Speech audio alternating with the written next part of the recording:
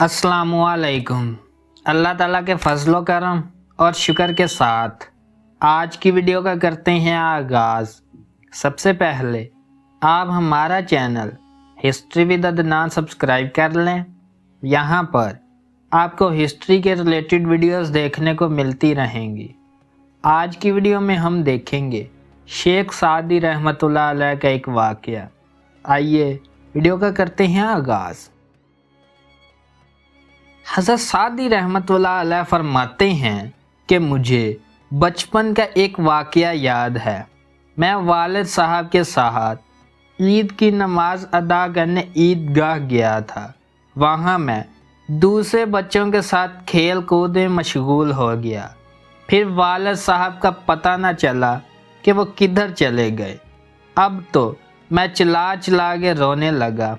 वालिद साहब ने उकब से आकर मेरा कान पकड़ लिया और फरमाने लगे, बेख्याल लड़के, तुझे कितनी बार कहा है कि मेरा दामन न छोड़ वरना कहीं गुम हो जाओगे।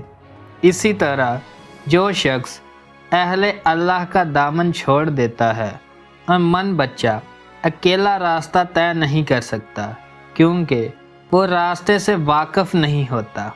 यही हाल एक सालिक का होता है जो पीर की निगरानी के बगैर सलूक की राह तय नहीं कर सकता। जो शख्स कमीन लोगों के साथ मजलिस करता है उसका रौब लोगों के दिल से निकल जाता है, वो बेवकार हो जाता है। मतकी और पारसा लोगों का दामन पकड़ लो, उनके साथ तुम्हारा भी बेड़ा पार हो जाएगा।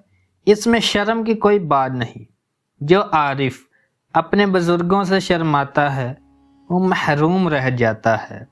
मरीदों की मिसाल कमज़ोर बच्चों जैसी है जो दीवार के सहारे के बगैर चल फिर नहीं सकते, और पीर की मिसाल मजबूत दीवार की है जिसका सहारा लेकर चला जा सकता है।